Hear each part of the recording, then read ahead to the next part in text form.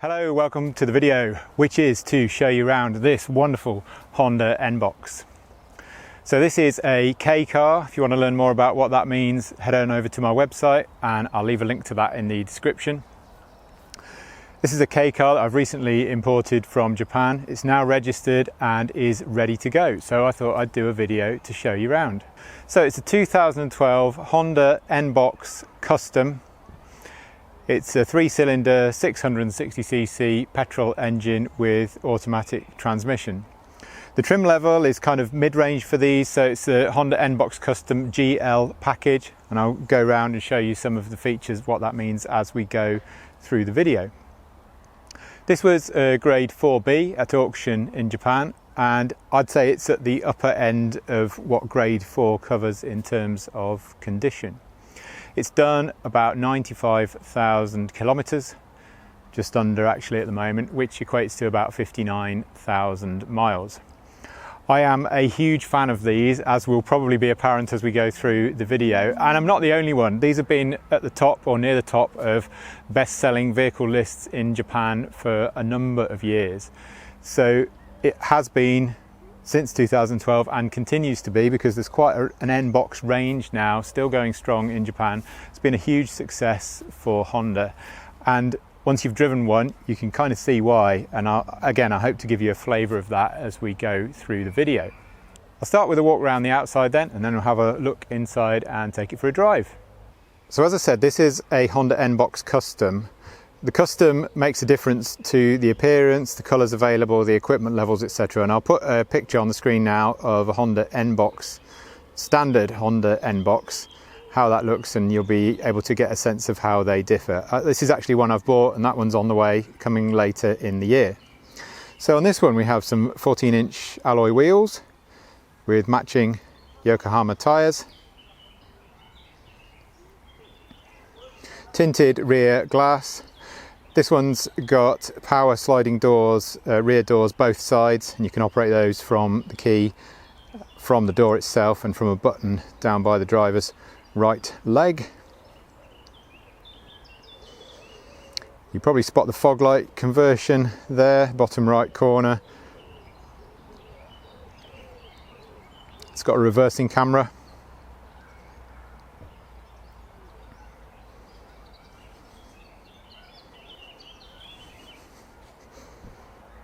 The colour is not black as it appears in some lights. It's a premium gold purple metallic. Looks absolutely amazing in the sun. There's loads of interesting features on this car.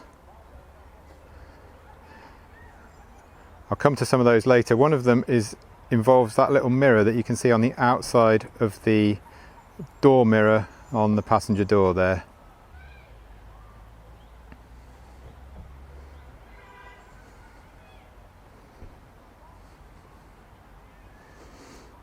Just go back to that front view, which reminds me to tell you, in case it isn't really obvious, that if you've got a narrow driveway, or if you regularly drive up really narrow roads, then this could well be the car for you, because it is a very compact footprint.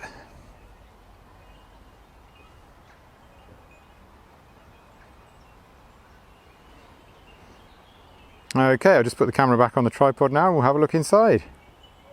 Okay, so I'll show you the first, what I think is a really nice feature that you don't see that often, I don't think, is that the front doors open to a full 90 degrees, meaning that it's really easy to swing your legs get into the vehicle, as I will now demonstrate. Okay, not sure if we needed a demonstration of that bit, but anyway. Coming in a bit closer then,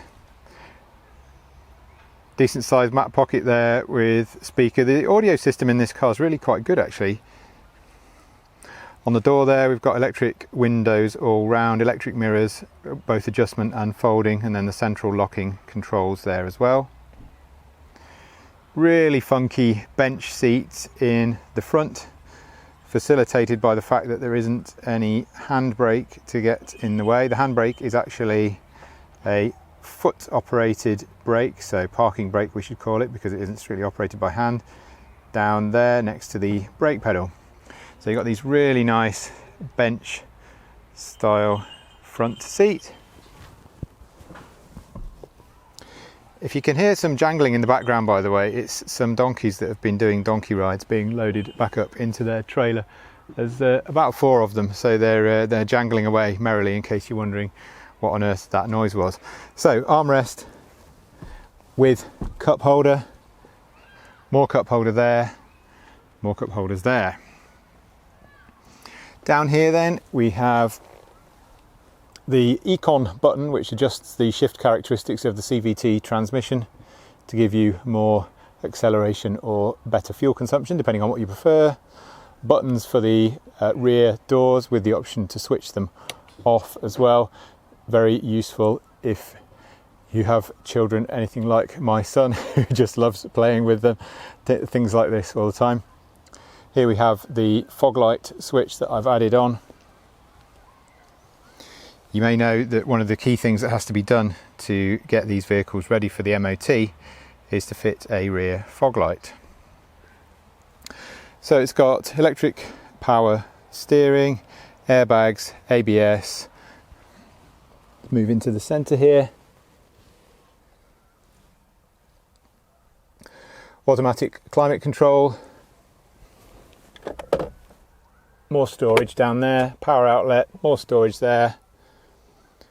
Decent sized glove box over there, we'll come to that in a minute. There's some books inside there. So just mention the AV unit there. It's a full-on TV and sat-nav unit, but unfortunately it is set up for Japan. So if you wanted to use that in this country, if you want navigation on the screen in this country, you'd most probably be best off changing the head unit. If you just want to listen to audio through your phone, etc., then you could use a Bluetooth FM modulator, something like that. Ask me more about that if you're not sure what I'm going on about.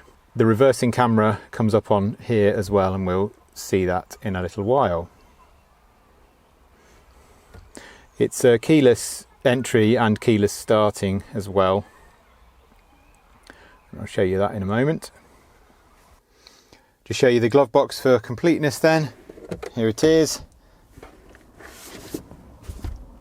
Take the books out first of all. So you'll see we've got a set of leads there for connecting any sort of AV source.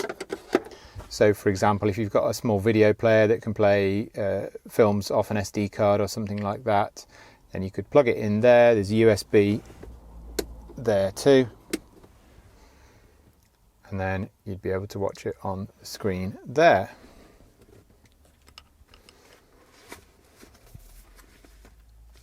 So there's a full set of books with it. That's the book for the AV unit. Owner's guide for the car.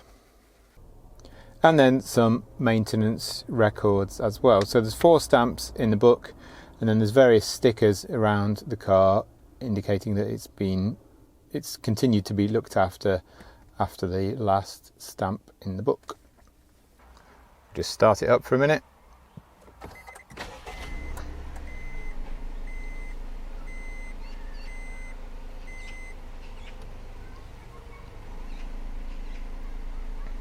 So you can see the Econ leaf there in the centre, rev counter to the left and to the right.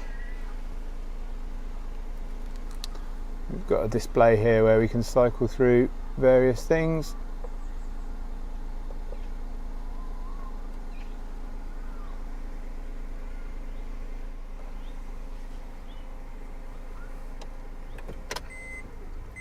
So when you put it in reverse, you get the beeper, and you also get the reversing camera there.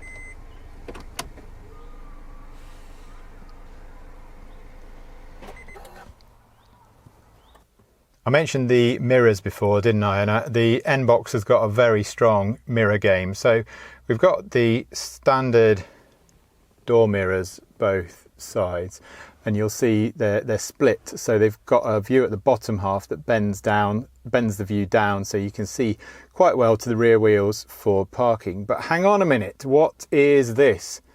Let's zoom into it a little bit, shall we? So the icons on the side tell you what you're looking at, and if you're anything like me, it does take you a moment to get your head around it. So basically you've got one mirror that is showing you the forward view and you can see the front wheel. Really helps for getting right up to the front in a parking space without going too far. And then the one at the top there is showing you the view basically down there. So really, really useful. So we've also got the very much standard rear view mirror, but if we turn around, we've got another one just there, and that enables us to see straight down to the rear bumper. Now we don't particularly need it because we've got the reversing camera, but really, really useful.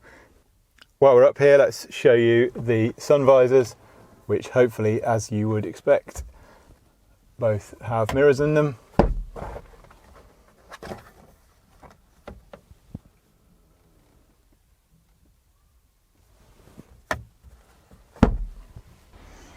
All right, let's have a look in the back now, shall we? So I'm going to press the key. Has 4 buttons on it for lock and unlock, and then for the 2 side doors. So if I just press the button for the right hand side,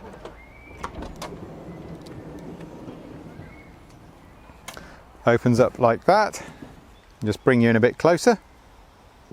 And here we have the rear seats. So it's a 4-seater, 2 really nice full-size seats there, both with armrests, cup holders and a speaker, as you can see. One thing that I think Honda have really excelled at with this car is the feeling of space and the actual space for people inside the vehicle. So I'm 6 foot tall,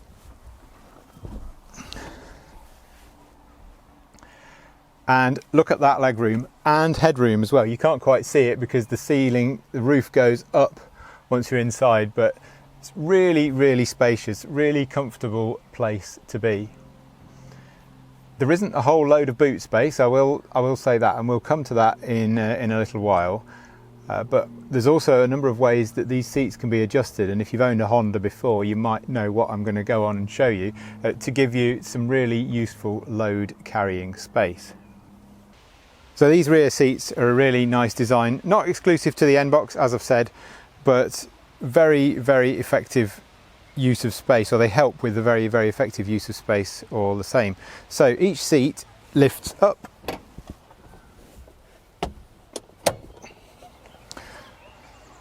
The other one does the same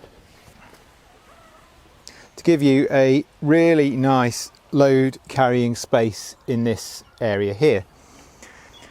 So your next option then, just open the boot, is to put the seats flat. So put them back to their normal position first, and then they go completely flat into the floor like that. So with both seats flat, that gives a really useful load space. As I say, I'm 6 foot tall, I can't quite lie in it, but not far off. It's yeah, a really, really useful size for load carrying.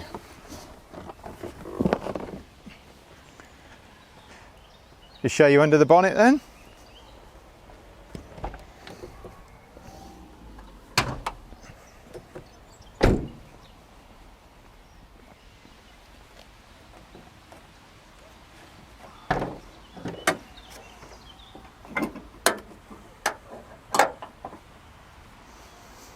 I'm not a huge fan of cleaning engine bays. I know some people like to pressure wash at them and stuff. That's not really for me. So in terms of appearance, this is very much as it was when it came over from Japan. However, I have been busy under here. It's had an oil change, oil filter change, air filter change, tested the coolant and brake fluid, they're fine. Also, probably most importantly, well, not quite as important as the oil change probably, it's had the CVT fluid change. If you know Honda CVT transmissions, you'll know that it's really important to keep on top of the fluid maintenance for those. So this has been changed for genuine Honda fluid, or with genuine Honda fluid, I should say.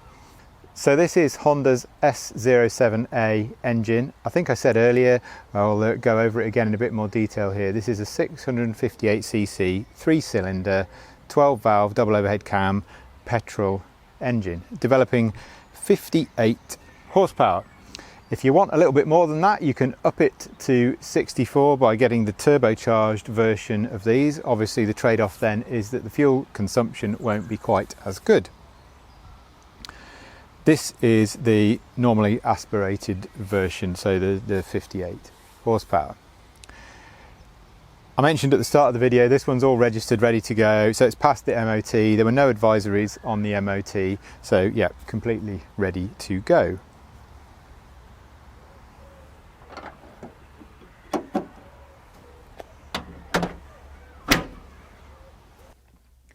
Okay, let's take it for a drive.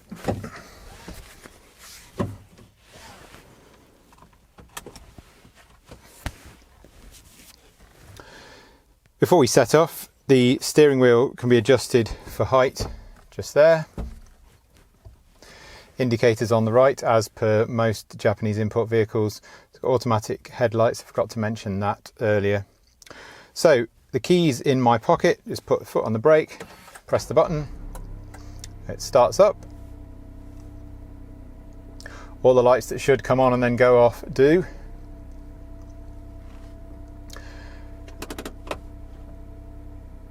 Just put the parking brake on because I'd left it off because it was in park on here.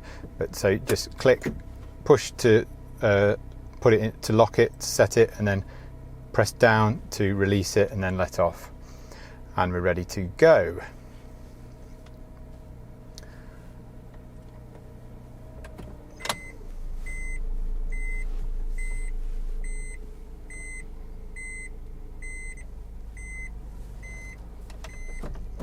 So I've mentioned the sense of space in this car, and it really does feel like you're in a much bigger car than you actually are. That's when you're sitting inside it. Actually, to drive, it doesn't feel like a big car at all. And you've got great visibility all round. You know, you can turn over your shoulder quite easily and see the rear corners of the car. So from a manoeuvring point of view, it's really nice and easy to drive. Okay, so we shifted down into drive now, so off we go. Steering's really light as well. I said it's got electric power steering. And the CVT transmission pulls away nice and smoothly.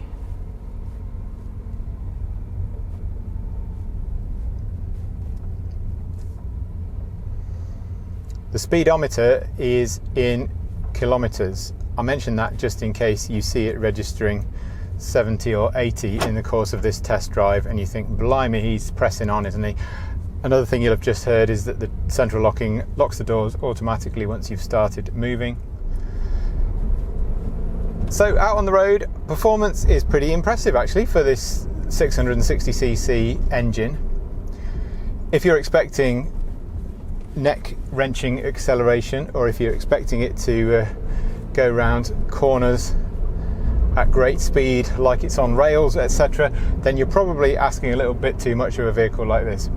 But it presses on very nicely, particularly accelerating from standstill and sort of the low speed acceleration that it's primarily designed for in terms of being primarily a city car, at least in Japan anyway. So if you've not driven a CVT automatic before, stands for continuously variable transmission, so it doesn't have set gears like a traditional automatic transmission would, although quite often the transmission control, so the computer programming and control module behind this puts artificial, if you like, shift points in, so it feels a bit more like a traditional automatic gearbox. This one's got a bit of that. I mean, most of the time it tries to hold the engine in, I suppose, its happy place, its fine balance between performance and fuel economy, and that ends up being between about 2,000 and 4,000 revs most of the time.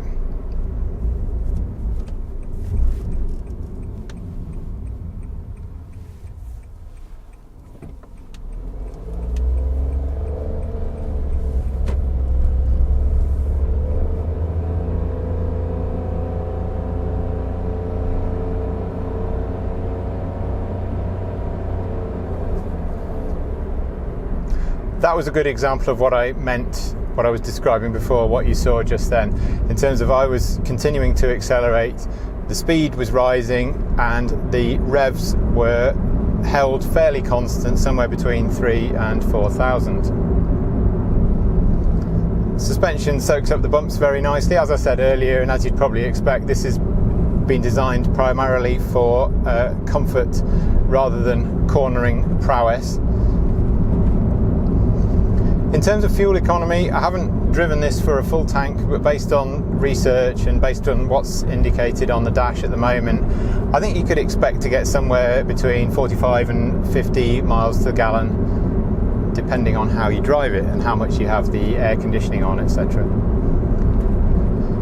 The air conditioning, by the way, is ice cold, just as it should be, just as you'd expect with a Japanese vehicle.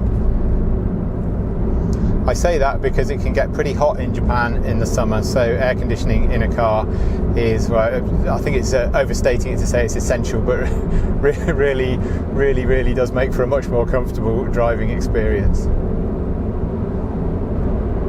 So we're doing 80 kilometers an hour now, which equates to 50 miles an hour.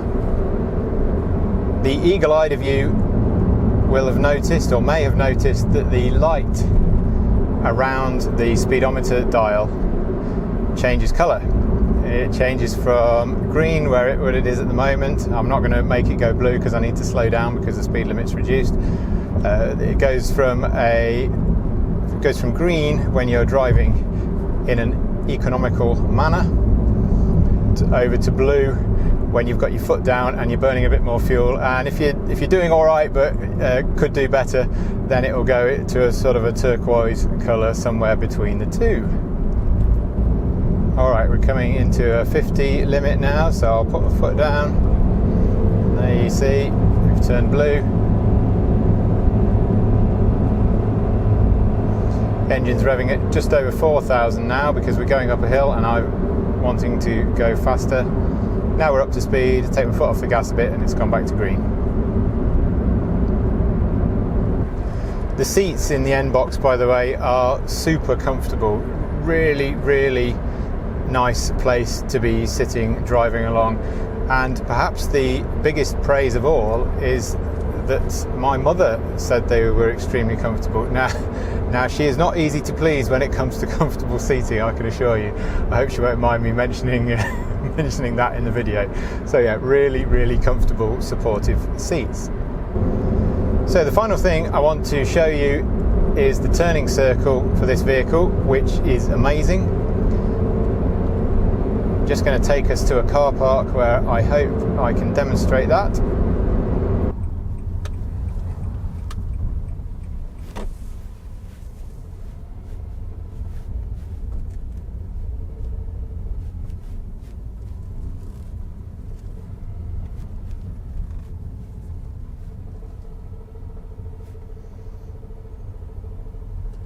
Okay, we're in a car park. I haven't tried this before, but let's see what we can do.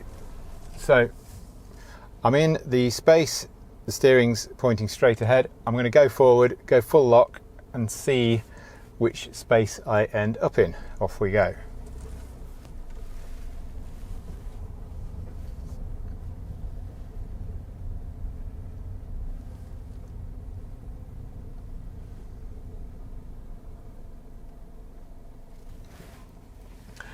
Okay, so that's, I don't know if you can see out of that window, that's the space we started in, the far right over there.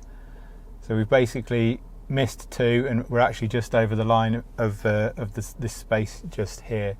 So that's a pretty impressive turning circle. All right, thanks very much for joining me for a look round this 2012 Honda NBox Custom. I hope you're as big a fan of these as I am. Should you find yourself so taken with this vehicle that you want to buy it, then I'll put a link in the description of this video to my website. And on the website listing, there will be a form where you can get in touch with me to arrange a viewing and a test drive, etc. And I look forward to hearing from you.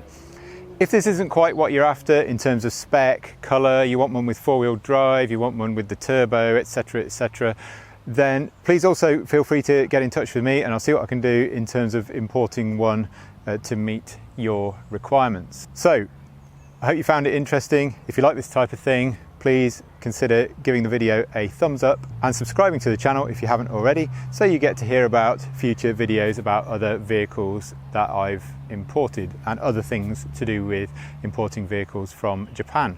Thanks very much for watching then, and I'll look forward to seeing you again for the next one. Bye for now.